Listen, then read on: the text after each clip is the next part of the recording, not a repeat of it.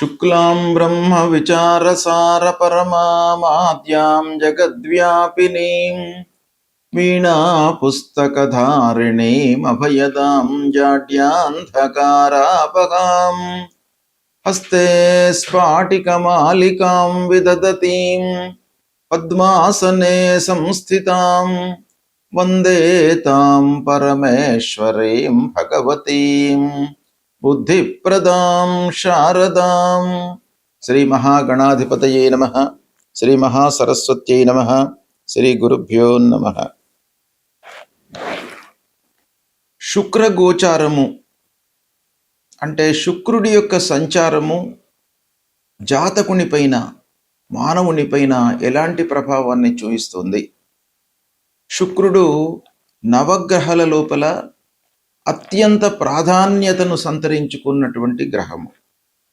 ఎందుకు అనంటే శుక్రుడు ముఖ్యంగా మనకు జీవితంలో కావలసినటువంటి సుఖ సౌఖ్యాలను, సంతోషాలను, దాంపత్య సౌఖ్యాన్ని, ప్రేమ వ్యవహారాలను, కళలు, చతుషష్ఠి కళలకు సంబంధించినటువంటి అవగాహనను, సంగీత సాహిత్యాలకు, తర్వాత సౌందర్యానికి, ఆకర్షణకు, వివాహాది శుభకార్యాలకు కూడాను కారకుడు శుక్రుడు.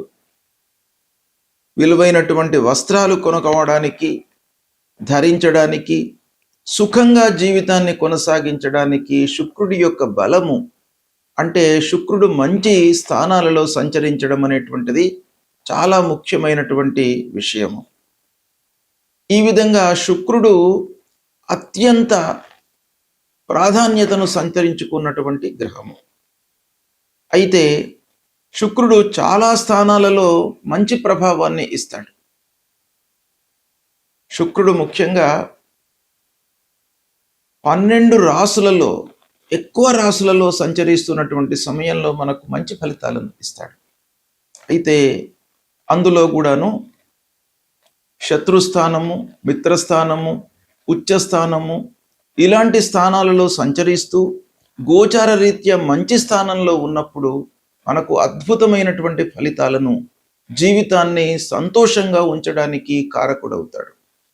కనుక శుక్రుడి యొక్క సంచారం గురించి మనం తెలుసుకుందాం. ధనుస్సు రాశి వారికి శుక్రుడి యొక్క సంచారము ఎలాంటి ఫలితాలను ఇవ్వబోతుంది అనే విషయాన్ని మనం చూసినట్టయితే 8 జూన్ 2026 నుండి 4 జూలై 2026 మధ్యకాలంలో శుక్రుడు కర్కాటక రాశిలో సంచరిస్తున్నాడు. కర్కాటక రాశిలో సంచారము ధనుస్సు రాశి వారికి ఏమవుతుంది? అష్టమ స్థానం అవుతుంది. అంటే అష్టమ స్థానంలో శుక్రుడి యొక్క సంచారం జరుగుతుంది ఈ సమయం లోపల. మరి ఎలాంటి ఫలితాలు ఉంటాయి అనంటే శుక్రుడు అష్టమ స్థానంలో మంచి ఫలితాలను ఇస్తాడు గోచార రీత్యా. కాబట్టి అష్టమ స్థానము శుక్రుడికి మంచి స్థానం కనుక మంచి ఫలితాలు ఎక్కువగా పొందే అవకాశాలు ఉంటాయి. అయితే ఈ రాస్యాధిపతి గురు శుక్రులు శత్రుగ్రహాలు. అష్టమ స్థానము ఓవరాల్గా చూసినట్టయితే దుస్థానము. కానీ శుక్రుడి విషయం ఆలోచించినట్టయితే మనకు మంచి స్థానం గనక ఈ అన్ని కాంబినేషన్స్ను మనం లెక్కలోకి తీసుకున్నట్టయితే శుక్రుడి మూలకంగా మీకు మిశ్రమాధిక ఫలితాలు ఉండేటువంటి అవకాశం ఉంది. ఆకస్మికంగా మీకు డబ్బు వస్తుంది. 8వ స్థానము ఆకస్మికమైనటువంటి సంఘటనలకు నిలయం.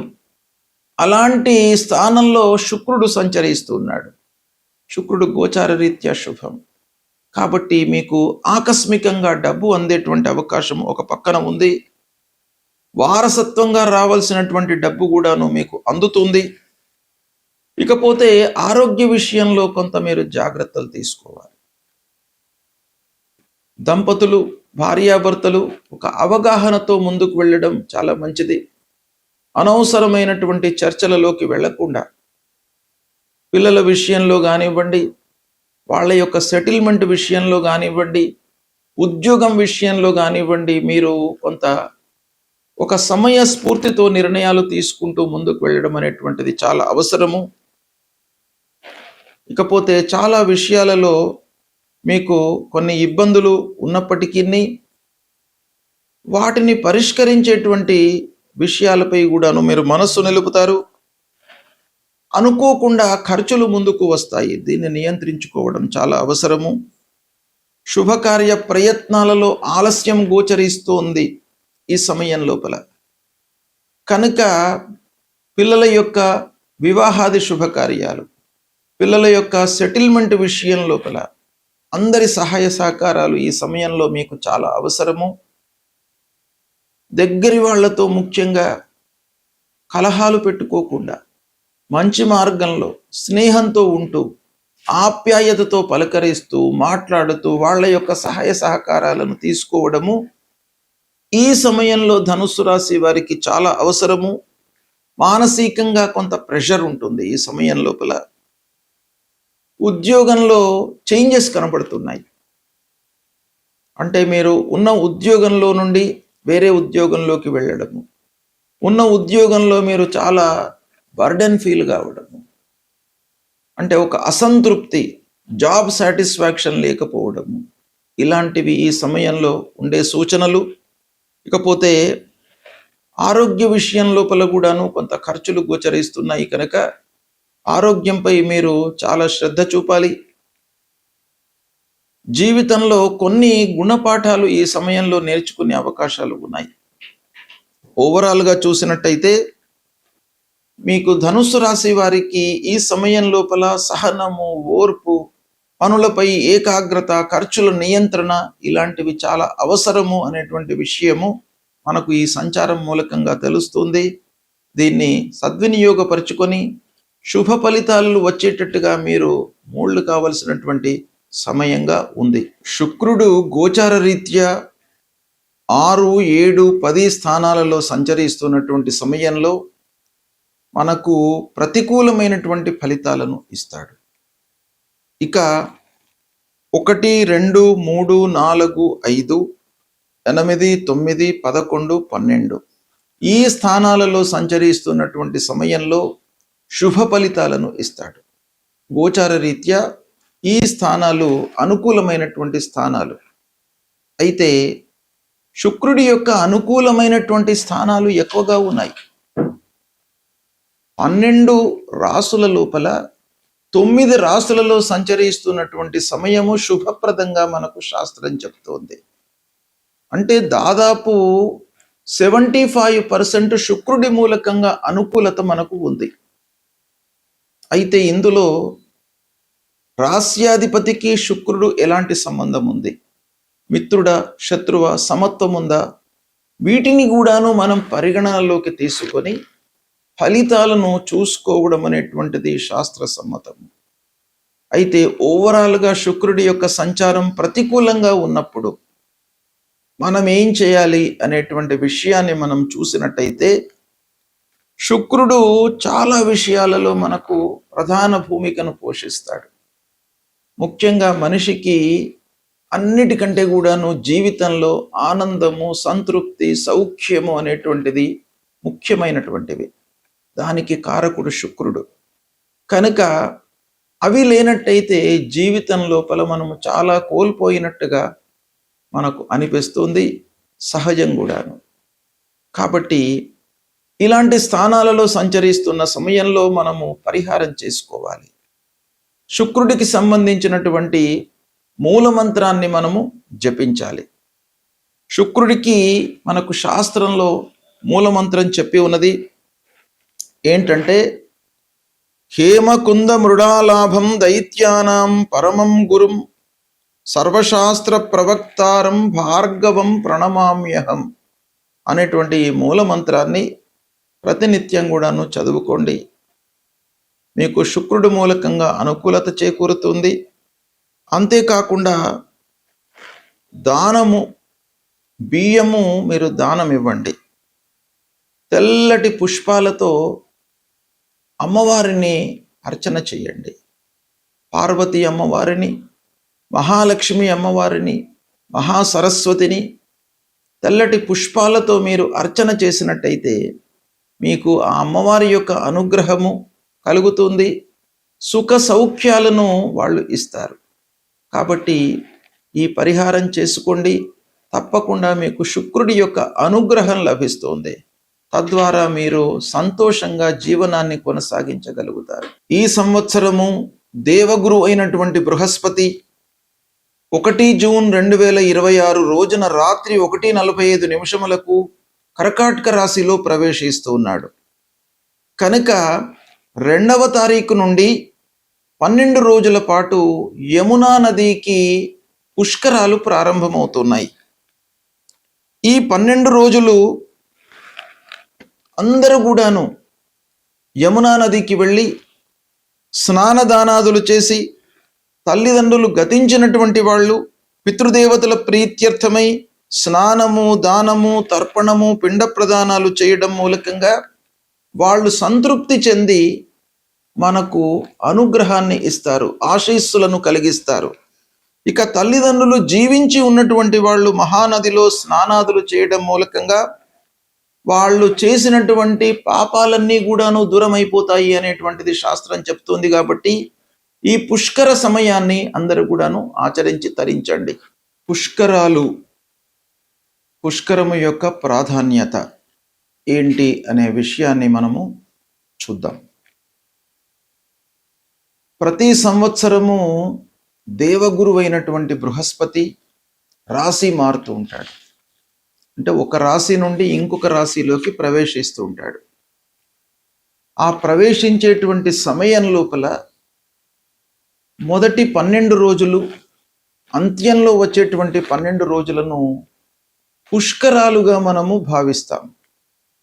అంటే మేషరాశిలోకి బృహస్పతి ప్రవేశించింది మొదలుకొని 12 రోజుల మట్టుకు గంగా నదికి పుష్కరాలు వస్తూ ఉంటాయి. అలాగే వృషభ రాశిలోకి ప్రవేశించినటువంటి సమయంలో నర్మదా నదికి పుష్కరాలు వస్తూ ఉంటాయి. మిథున రాశిలోకి ప్రవేశించినటువంటి సమయం లోపల సరస్వతి నదికి వస్తాయి.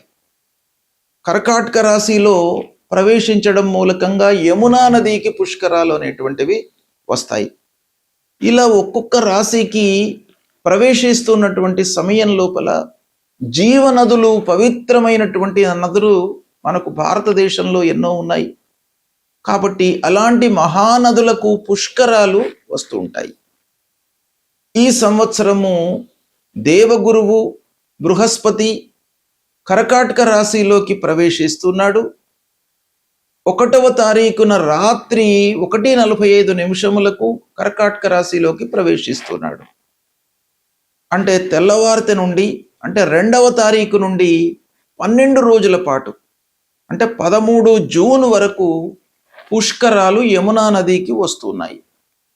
అయితే ఈ యమునా నదికి పుష్కరాలు రావడము అంటే ఏంటి అనంటే, మన సాంప్రదాయం ప్రకారంగా, మన హిందూ ధర్మం ప్రకారంగా మనకు ఈ జలము, నీటికి అత్యంత ప్రాధాన్యత ఉన్నది.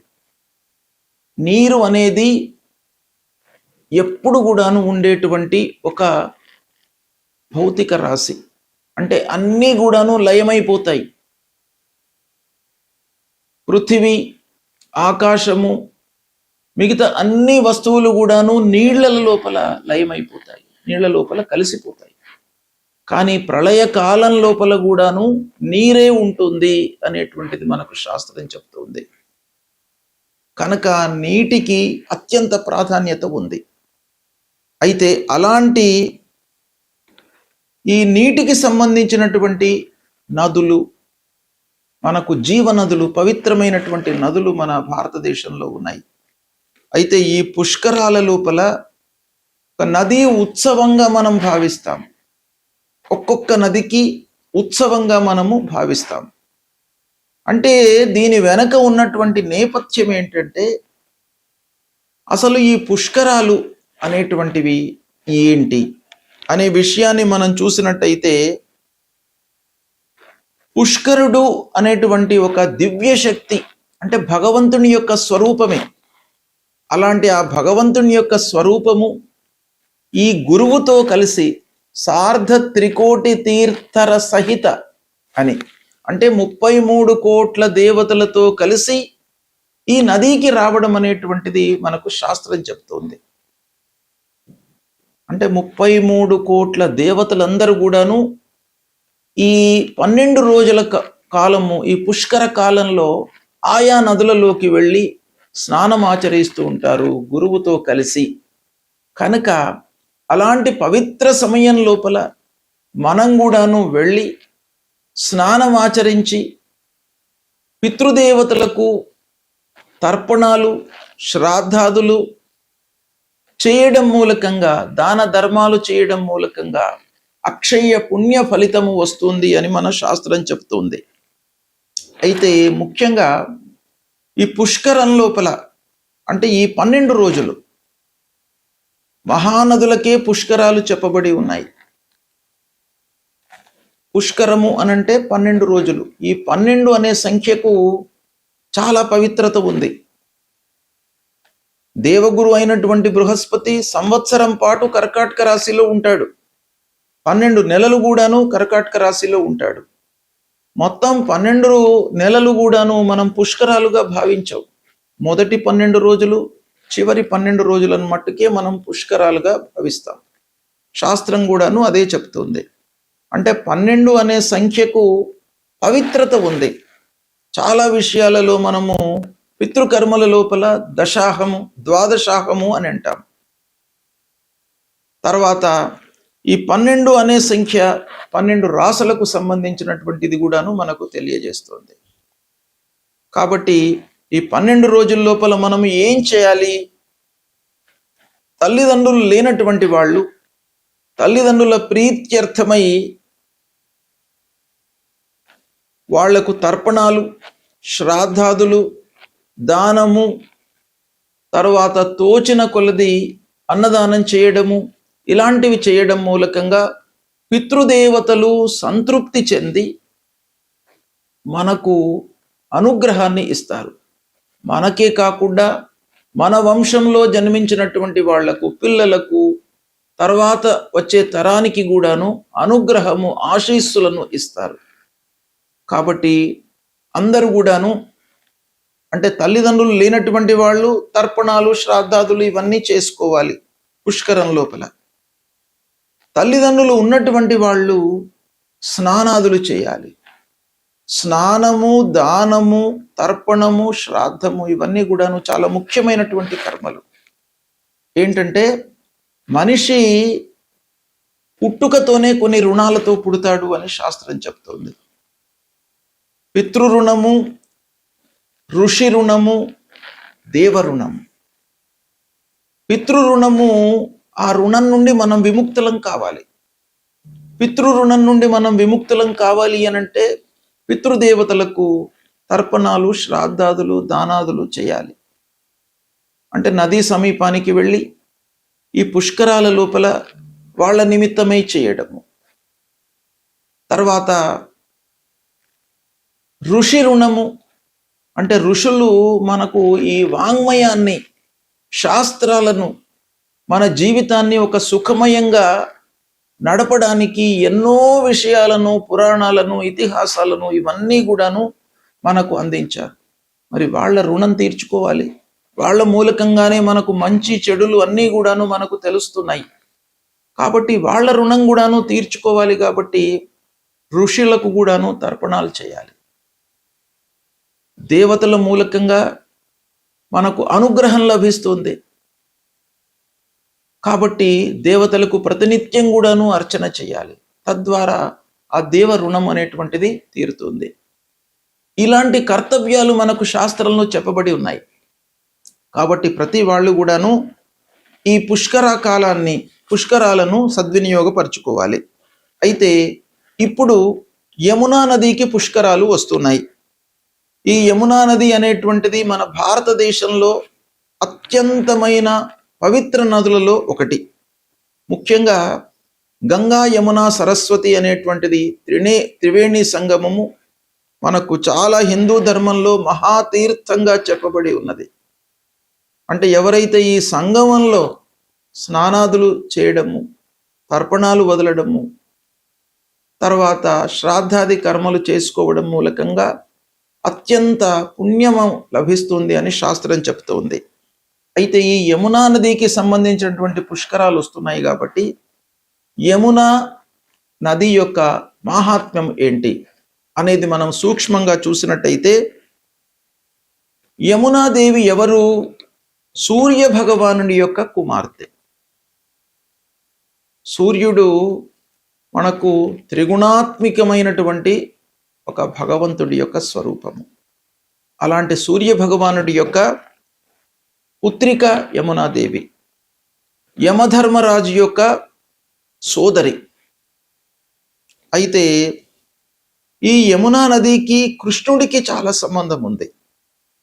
అంటే యమునా నదిలో స్నానం చేయడం మూలకంగా యమలోక భయాన్ని తొలగిస్తారు. అంటే యముని మూలకంగా కలిగేటువంటి భయము, యమలోక భయము దూరం అవుతుంది అని మన పురాణాలు చెప్తున్నాయి.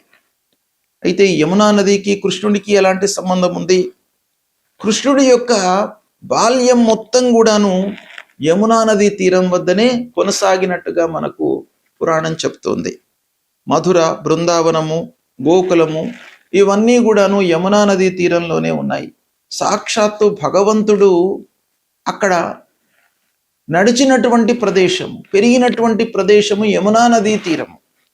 కాబట్టి యమునా నదికి పుష్కరాలు వస్తున్నాయి గనక ఇది అత్యంత పవిత్రమైనటువంటి పుష్కరాలు. కాబట్టి ఈ పుష్కరాలలో అందరూ కూడాను స్నానము, దానము, భగవంతుడికి సంబంధించినటువంటి స్తోత్ర పారాయణము ఇవన్నీ కూడాను చేయడం మూలకంగా మనకు ఏం కలుగుతుందయ్యా అనంటే పాపక్షయము కలుగుతుంది. పాపాలన్నీ కూడాను దూరం అవుతాయి. అంటే మనము స్నానమాచరించడం మూలకంగానే పాపాలన్నీ కూడాను దూరం అవుతాయి. స్నానంతో మనకు పాపాలు ఎలా వెళతాయి అనంటే, స్నానం అనేటువంటిది అత్యంత ముఖ్యమైనటువంటి ఒక విధిగా శాస్త్రం చెప్పబడింది. అంటే మనం స్నానము చేయడం మూలకంగా దశవిధ పాపాలన్నీ కూడాను దూరమవుతాయి. ఇక తర్పణాలు, శ్రాద్ధాదులు చేయడం మూలకంగా పితృశాంతి లభిస్తుంది. పితృదేవతలు తృప్తి పడతారు. తర్పణం మూలకంగా తృప్తి పడతారు. శ్రాద్ధాదులు చేయడం మూలకంగా వాళ్ళ యొక్క అనుగ్రహం లభిస్తుంది. కాబట్టి ఇవి తప్పకుండాను చేయాలి. తద్వారా వంశ వృద్ధి కలుగుతుంది. చేసినటువంటి వాళ్లకు కూడాను ఆయురారోగ్యాలు, ఐశ్వర్యాలు సంప్రాప్తమవుతాయి. సంతానము లేనటువంటి వాళ్లకు సంతానం కలుగుతుంది. సంతానము అభివృద్ధిలోకి వస్తుంది. ఐశ్వర్యము సంప్రాప్తమవుతుంది. భక్తి జ్ఞానము అభివృద్ధి అవుతుంది అనేటువంటిది మనకు పురాణాలు చెప్తున్నాయి. కాబట్టి దీన్ని అందరూ కూడాను ఈ 12 రోజులు 2వ తారీఖు నుండి 13వ తారీఖు వరకు యమునా నదికి పుష్కరాలు వస్తున్నాయి. దీన్ని అందరూ కూడాను సద్వినియోగపరుచుకోండి, తరించండి. శుభం.